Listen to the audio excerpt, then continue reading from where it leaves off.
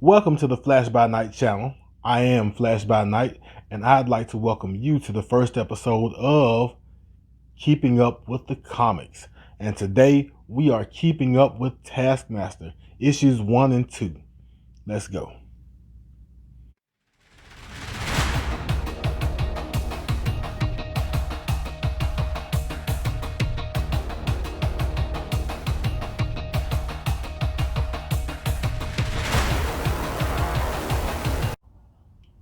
All right, we are going to dig into Taskmaster number 1. To start off, I grabbed Taskmaster like Marvel thought that I would do and other customers would do. They've got a Black Widow movie coming out, which I'm still looking forward to. Taskmaster is one of the main characters, and people like me have little clue about Taskmaster, and so they want to dive in and see what the character is about. And so Marvel puts out a miniseries that, that I fell for basically, and so we're gonna check it out. So it starts out with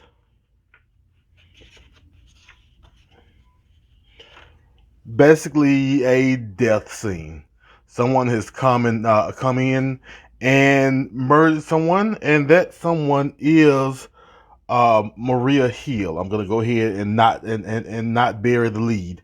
It's Maria Hill. She's dead. And as you can see, Taskmaster Shield is on the scene, and he's kind of explaining to you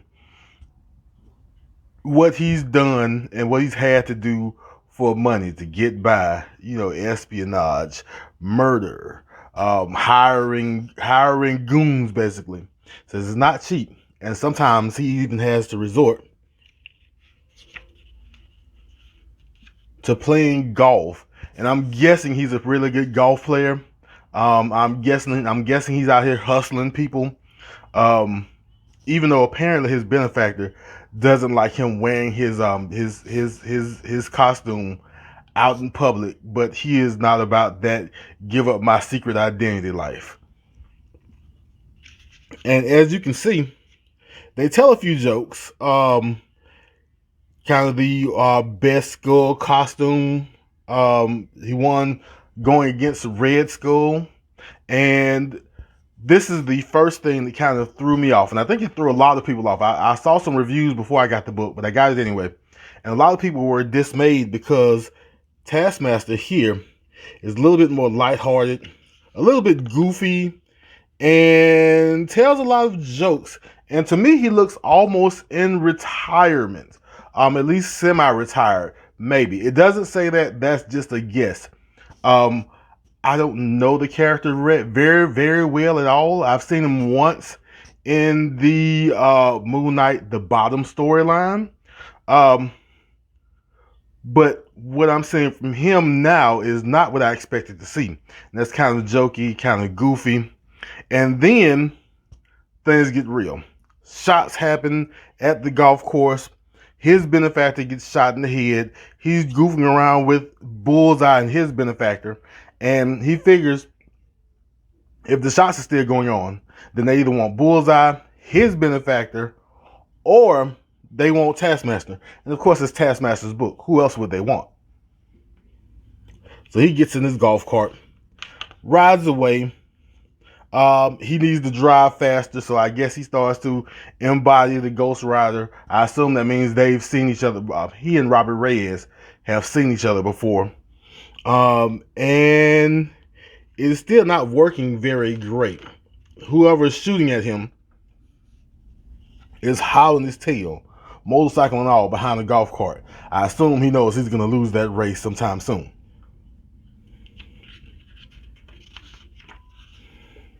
And so, goes into he goes into the archery portion of the country club. I'm guessing that's where they're at. And he steals a bow and arrow. He takes 3 shots at the shooter. The shooter ducks. He doesn't know how. And now he's kind of really alarmed. Of course, shooting goes. Oh, and he gets a phone call. phone call from a mysterious savior, quote unquote. That kind of gives him directions of where to go and how to get away. He doesn't take the advice very swiftly at first, but then he knows that he needs to get away from this shooter. And then by the time he gets away, of course, his saving angel basically is Nick Fury, which at this time I have to question because I'm a newer reader. I kind of know there are African American bald versions of Nick Fury from the Ultimate Comics.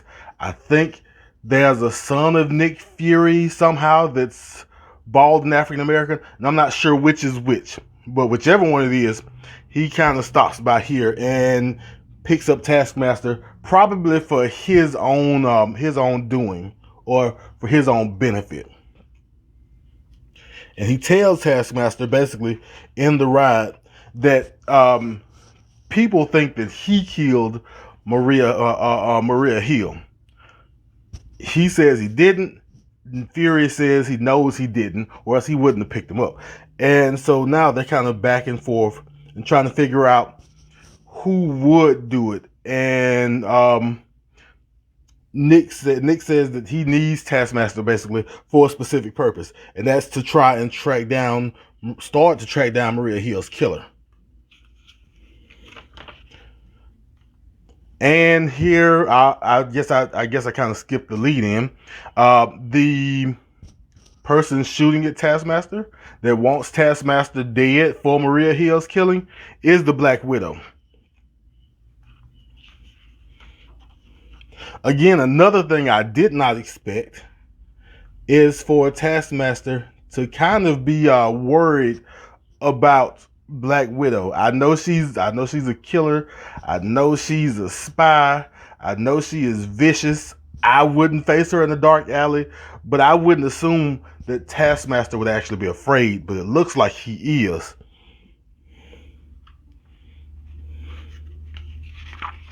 So the next part of the plan is to basically get to Connecticut, as Fury says, to at least put one state line between Black Widow and themselves.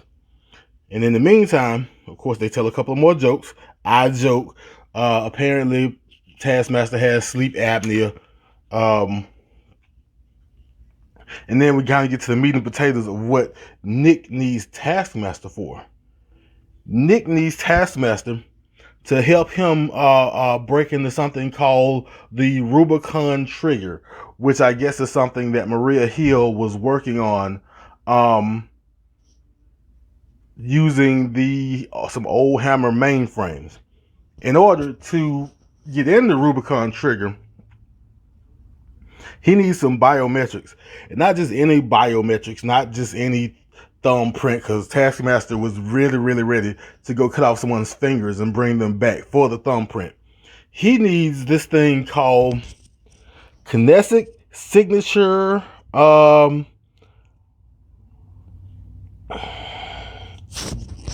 gait and body language. Basically, he needs someone to be able to completely mimic. Either he needs those three spies there, who are the three people who have something to do with the Rubicon Trigger, or he needs somebody to be able to mimic them and kind of pretend they're there within like a 30-second time frame. And that's why he needs Taskmaster. Taskmaster says he can do it, but he needs to be up close to whoever it is that he is mimicking. And Nick Fury kind of has a bad feeling about it.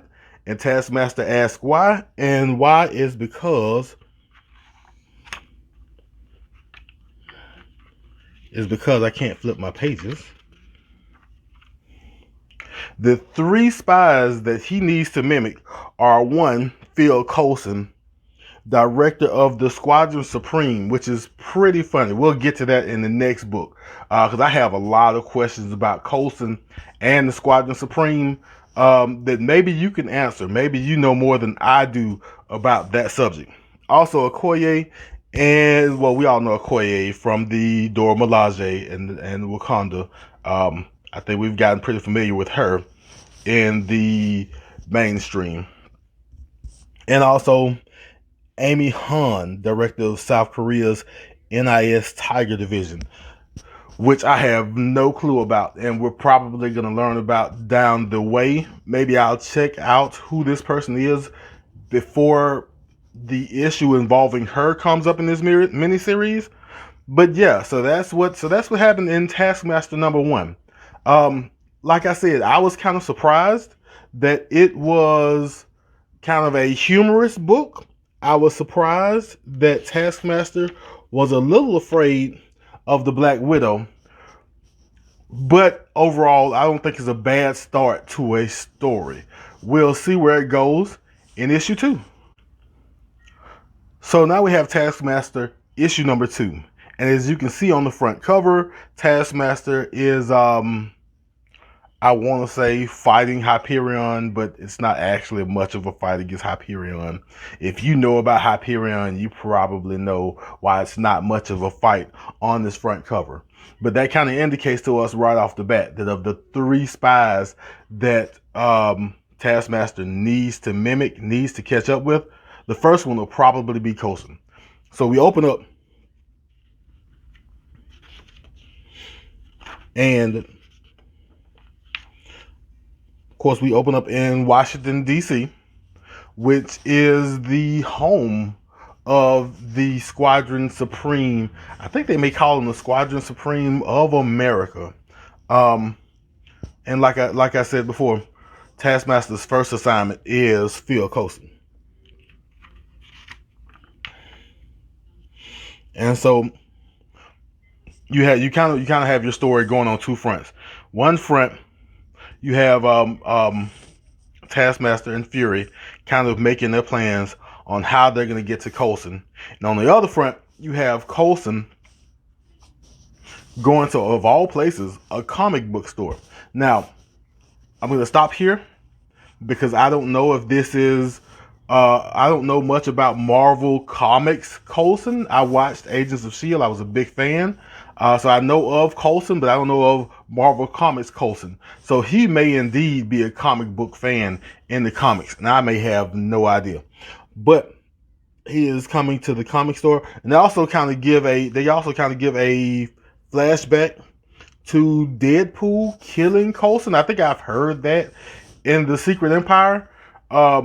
Which leads me to question who was on whose side and who was in the right and who was in the wrong in that conflict. That's something I have to check out later. But if you know about it, leave a comment in the comment section.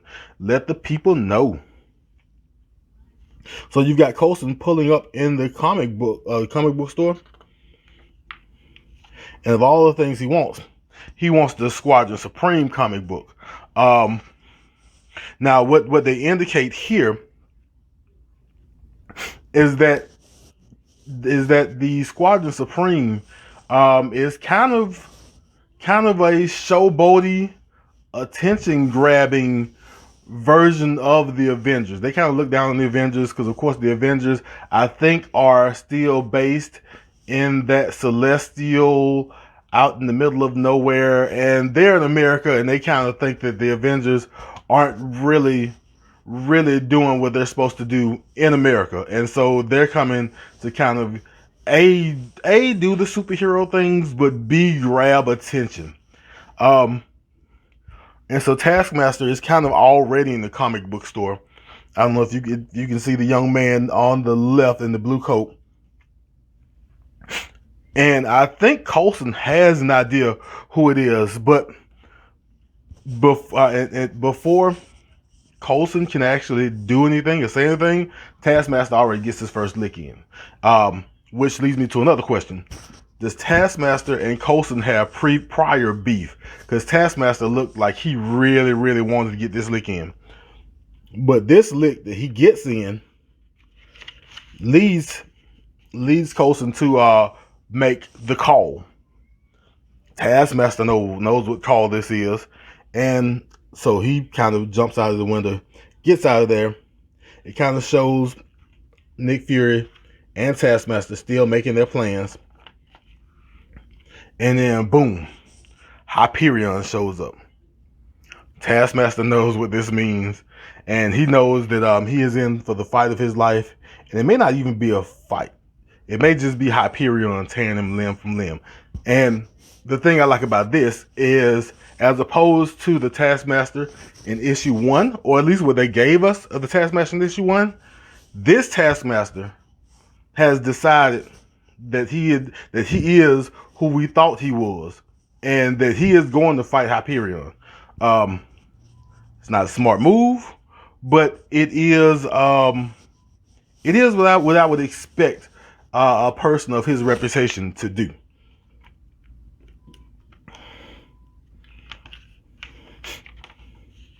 All right, so you can see Taskmaster tries and tries, and Hyperion actually gives him a couple of opportunities to give up, to go away.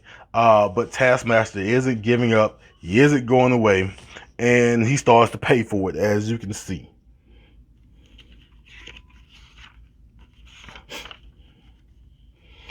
And he pays for some more, and some more, and some more. And then they kind of flash back again to Nick Fury and Taskmaster making their plans, talking about the different Hyperions from different universes in the multiverse, which leads me to ask one more question, I believe. We'll see. Is the universal Hyperion a thing? Like, I know there are different people in different universes. Every universe probably has a Matt Murdock. Every universe probably has a Peter Parker. Every universe probably has a Victor Von Doom. But the only that I'm aware of, the only characters they really make a big deal out of their multiversal counterparts are Spider-Man and Reed Richards. Is that also true for Hyperion? Y'all let me know. Either way, the fight keeps going on. Hyperion keeps giving them chances, kind of takes it light on them, beats on them a little bit, and then stops and then warns them to back off. But as I said, Taskmaster, to his credit, isn't backing off. But that's because Taskmaster knows something. And for what he knows, he is taking a pounding. So what Taskmaster knows is what Nick Fury told him, is that Hyperion has at least this version of Hyperion has a particular weakness. They call the particular weakness Argonite radiation. I'm not going to say that this green rock looks like kryptonite, but Hyperion is Marvel's Superman, and they are using the green rock. 2 and 2 equals 4. Anyway, we're going to skip forward, or we're going to go forward anyway, to Taskmaster fighting and fighting and fighting, knowing that he has this arrow that he shot and came back and popped Hyperion in the back, which weakened Hyperion. As we come to find out, and now Taskmaster kind of shows his viciousness. He is going in for the kill. Nick Fury is like, no, don't kill him. It'll only make it worse.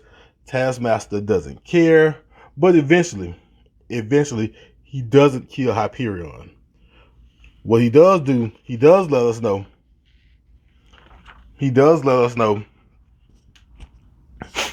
that he took the beating he took to lure Hyperion in, to make Hyperion think that he's got this in the bag, which kind of made it easier. I assume that means if Taskmaster had taken this shot earlier, Hyperion probably would have been more on alert, would have caught the arrow, and it wouldn't have worked. But he kind of lured him into a false sense of security, and it worked. And so not only did Taskmaster get to punch Coulson, stomp Hyperion, but he also achieved his objective of mimicking Coulson so he can go on to the next spy.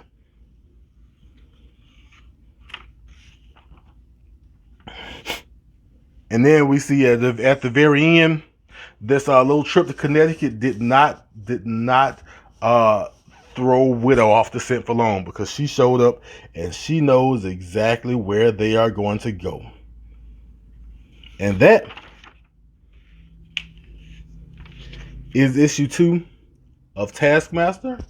If you stuck around, this is actually pretty long. If you stuck around, I appreciate it. Let me know what you thought of the book. Let me know if you think that issue 2 redeemed issue 1. I felt like it. I actually took it off of my pull list after issue 1, but issue 2 had already been ordered, and I put it back on my pull because issue 2 pulled me in just that much. And that was Keeping Up with the Comics. If you're still around to the end of this video, I appreciate it. If you want to keep up with me, Keeping Up with the Comics, go ahead, hit the like button, hit the subscribe button, leave a comment, all the good YouTube things. And as always, love yourself, love others, and I will be back in a flash.